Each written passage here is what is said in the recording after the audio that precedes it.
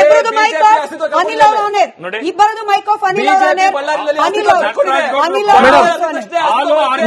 ಅನಿಲ್ ಆನರ್ ಅಲ್ಲಿ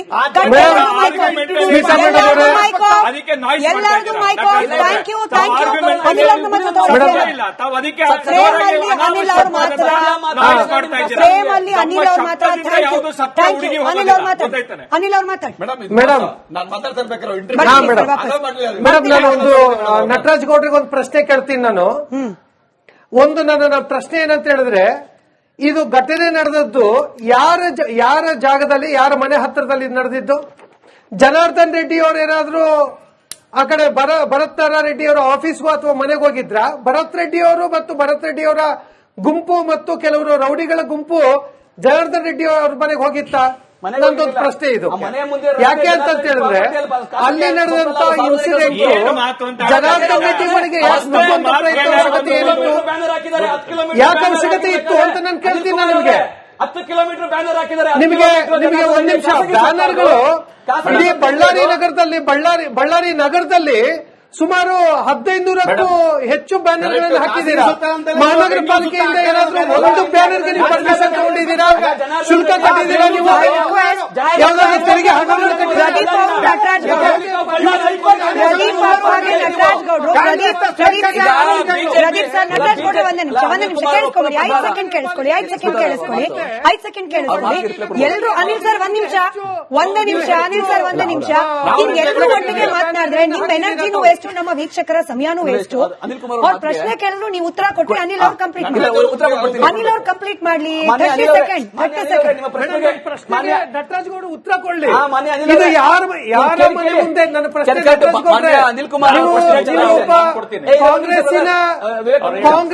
ಕಾಂಗ್ರೆಸ್ಸಿನ ಒಂದು ಗೂಂಡಾಗಿರಿಯನ್ನ ನೀವು ಇಲ್ಲಿ ಸ್ಟುಡಿಯೋದಲ್ಲಿ ಮಾತಾಡಿ ದಬ್ಬಾಳಿಕೆ ಮಾಡಿ ನೀವು ಹೀಗೆ ಸ್ಟುಡಿಯೋದಲ್ಲಿ ಹಂಚೋದ್ರಿಂದ ಕಿರ್ಚೋದ್ರಿಂದ ಆಗೋದಿಲ್ಲ.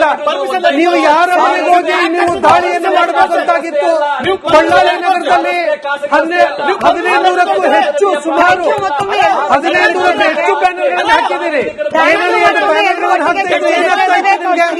ಅಮಾಯಕರ ಪ್ರಾಣವನ್ನು ನೀವು ಅದು ಯಾವುದೇ ಪಾರ್ಟಿ ಇರಲಿ, ಅದು ಕಾಂಗ್ರೆಸ್ ಇರಲಿ, ಬಿಜೆಪಿ ಇರಲಿ. ಲೈಟ್ ಆಫ್ ಆಗೋಯ್ತು. ಬಳ್ಳಾರಿ ಸರ್ ಕರೆಂಟ್ ಕಟ್ ಆಗಿದ್ರೆ ದಯವಿಟ್ಟು ಅದನ್ನ ಸರಿ ಮಾಡಿಸಿ. ನಮ್ ಡಿಬೇಟ್ ಇಂಪಾರ್ಟೆಂಟ್. ವಿವೇಕ್ ಅವ್ರಿಗೆ ನನ್ನ ಧ್ವನಿ ಕೇಳಿಸ್ತಾ ಇದ್ರೆ ಅದಕ್ಕೆ ಆಯ್ತು. ನೀವು ಕಿರ್ಚಿದ್ರೆ ಅವರು ಕಿರ್ಚಿದ್ರೆ ನಿಮ್ ಪ್ರಶ್ನೆಗೆ ಅವ್ರಿಗೂ ಉತ್ತರ ಸಿಗಲಿಲ್ಲ. ಅದಕ್ಕೆ ಪ್ರಶ್ನೆಗೆ ಉತ್ತರ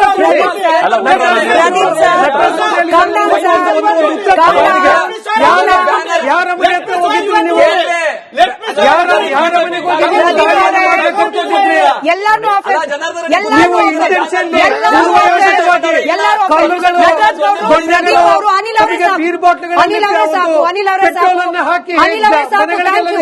ವಾಪಸ್ ಬರ್ತೀನಿ ಮಾತ್ರ.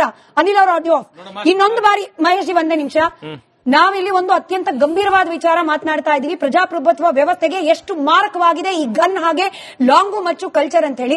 ಅಟ್ಲೀಸ್ಟ್ ಈ ವಿಚಾರ ಮಾತನಾಡುವಾಗಾದ್ರೂ ಸಭ್ಯತೆಯನ್ನ ಕಾಪಾಡಿ ಅಂತ ಹೇಳಿ ನಾನು ಮತ್ತೊಮ್ಮೆ ಮೂರೂ ಪಕ್ಷದ ವಕ್ತಾರರಿಗೆ ಕೈ ಮುಗಿದು ವಿನಂತಿ ಮಾಡ್ಕೊಳ್ತಿದ್ದೀನಿ. ಫಿಶ್ ಮಾರ್ಕೆಟ್ ಮಾಡೋದು ಬೇಡ. ಇನ್ನು ಹಾರ್ಷ್ ಆಗಿ ಹೇಳಬೇಕು ಅಂದ್ರೆ ಜನಾರ್ದನ್ ರೆಡ್ಡಿ ಅವರ ಮನೆ ಮುಂಭಾಗದ ಬಳ್ಳಾರಿಯ ರಸ್ತೆ ಮಾಡೋದು ಬೇಡ. ನಮ್ಮ ಸ್ಟುಡಿಯೋನ ದಯಮಾಡಿ ಡೀಸೆನ್ಸಿ ಕಾಪಾಡೋಣ. ಒಬ್ರು ಮಾತನಾಡುವಾಗ ಇನ್ನೊಬ್ರು ಕೇಳಿಸ್ಕೊಳ್ಳೋ ವ್ಯವಧಾನ ಪ್ರದರ್ಶಿಸಿ. ವಿವೇಕ್ ಅವ್ರು ಮಾತ್ರ ಆನೇರ್, ವಿವೇಕ್ ಅವ್ರ ವಾಯ್ಸ್ ಮಾತ್ರ ಆನೇರ್ ಇದೆ. ವಿವೇಕ್ ಅವರೇ, ಬ್ಯಾನರ್ ಕಟ್ಲಿಕ್ಕೆ ಪರ್ಮಿಷನ್ ಇತ್ತೋ ಇಲ್ಲೋ ಗೊತ್ತಿಲ್ಲ. ಫಸ್ಟ್ ಪ್ರಶ್ನೆ. ಎರಡನೇದು, ಸತೀಶ್ ರೆಡ್ಡಿ ಅವರು ಮನೆ ಮುಂಭಾಗದಲ್ಲಿ ಚೇರ್ ಹಾಕೊಂಡು ಕೂತ್ಕೊಂಡು ಧಮಕಿ ಕೊಟ್ರು, ಹಾಗಾಗೇನೆ ಇದು ಎಸ್ಕಲೇಟ್ ಆಗಿದ್ದು. ಮೂರನೇದು, ಸತೀಶ್ ರೆಡ್ಡಿ ಅವರ ಖಾಸಗಿ ಗನ್ಮ್ಯಾನ್ ನ ಗುಂಡಿಂದಲೇ ರಾಜಶೇಖರ್ ಬಲಿಯಾಗಿರೋದು. ಇಂಥ ಗಂಭೀರ ಆರೋಪಗಳು ಕೇಳೋಕ್ ಸಿಗ್ತಾ ಇದೆ. ಈ ಮೂರು ಪ್ರಶ್ನೆಗೆ ಉತ್ತರ ಬೇಕು ನಿಮ್ಮಿಂದ. ಮೇಡಮ್ ಇಲ್ಲಿ ನೋಡಿ ಮೇಡಮ್, ನೀವೇನ್ ಫಸ್ಟ್ ಏನ್ ಕೇಳಿದ್ರಿ? ಮುಂದುವರಿಸಿ ಕೇಳಿಸ್ತಾ ಇದೆ. ಪರ್ಮಿಷನ್ ತಗೊಂಡಿದ್ದಾರೆ, ಕಾರ್ಪೊರೇಷನ್ ಅಲ್ಲಿ ಪರ್ಮಿಷನ್ ತಗೊಂಡಿದ್ದಾರೆ ಮೇಡಮ್ ಅವರು. ಆಕ್ಚುಲಿ ಲೋಕೇಶ್ ಅಂಬವರು ರಿಸೌಂಡ್ ಬರ್ತಿದೆ. ಲೋಕೇಶ್ ಅವರು ಅಲ್ಲಿ ಸ್ಥಳೀಯ ನಾಯಕರು ಲೋಕೇಶ್ ಅವರು ಹಾಕಿರೋ ಬ್ಯಾನರ್ ಅದು. ಆ ಬ್ಯಾನರ್ ಆಗ್ಬೇಕಾದ್ರೆ ಜನಾರ್ದನ್ ರೆಡ್ಡಿ ಅವರು ಮನೆ ಹತ್ರ ಅಂದ್ರೆ ಮೇನ್ ರೋಡ್ ಅಲ್ಲಿ ಆಗ್ಬೇಕಾದ್ರೆ ಮಾನ್ಯ ಜನಾರ್ದನ್ ರೆಡ್ಡಿ ಅವರು ಫೋನ್ ಮಾಡಿ ಲೋಕೇಶ್ ಅವರಿಗೆ ಧಮಕಿ ಕೊಟ್ಟಿದ್ದಾರೆ, ವಾರ್ನಿಂಗ್ ಮಾಡಿದ್ದಾರೆ. ಆ ವಾರ್ನಿಂಗ್ ಮಾಡಿ ಈಗಾಗಲೇ ಅವಾಗಲೇ ಬ್ಯಾನರ್ ಕಿತ್ತಾಗಿದ್ದಾರೆ. ಕಿತ್ ಮೇಲೆ ಆ ಸ್ಪಾಟ್ ಅಲ್ಲಿ ಶ್ರೀರಾಮ್ಲು ಅವರು ಡೈರೆಕ್ಟ್ ಖುದ್ದಾಗಿ ಬಂದು ಬ್ಯಾನರ್ ಕಿತ್ಸಿದ್ದಾರೆ. ಸತೀಶ್ ರೆಡ್ಡಿ ಅವ್ರ ಮೇಲೆ ಹಲ್ಲೆ ಮಾಡಿದ್ದಾರೆ. ಅದ್ ಮಾಡಕ್ಕಿಂತ ಮುಂಚೆ ಅವ್ರು ಅಲ್ಲೇನು ಕುಂತಿದ್ದಾರೆ ಅಂತ ಹೇಳಿದಾರಲ್ಲ, ಅವ್ರು ಕುಂತಿಲ್ಲ.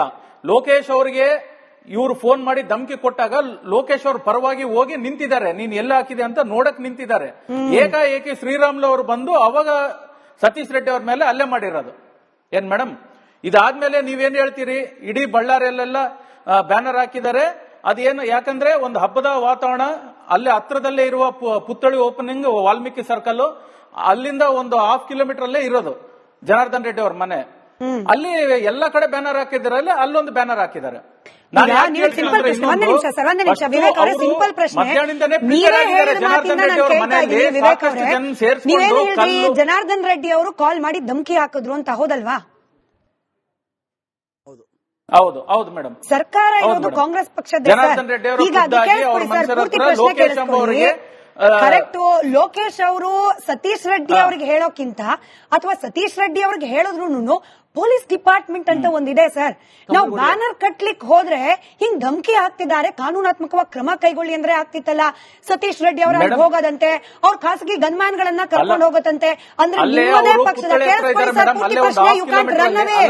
ಯು ಕಾಂಟ್ ರನ್ ಅವೇ, ಪೂರ್ತಿ ಕೇಳಿಸ್ಕೊಳ್ಳಿ. ನಿಮ್ಮದೇ ಪಕ್ಷದ ನಾಯಕರುಗಳಿಗೆ, ನಿಮ್ಮದೇ ಪಕ್ಷದ ಕಾರ್ಯಕರ್ತರಿಗೆ, ನಿಮ್ಮ ಸರ್ಕಾರದ ಅಂಡರ್ ಅಲ್ಲೇ ಕೆಲಸ ಮಾಡ್ತಿರುವ ಹೋಮ್ ಮಿನಿಸ್ಟ್ರಿ ಹಾಗೆ ಪೊಲೀಸ್ ಡಿಪಾರ್ಟ್ಮೆಂಟ್ ಮೇಲೆ ನಂಬಿಕೆ ಇಲ್ವಾ?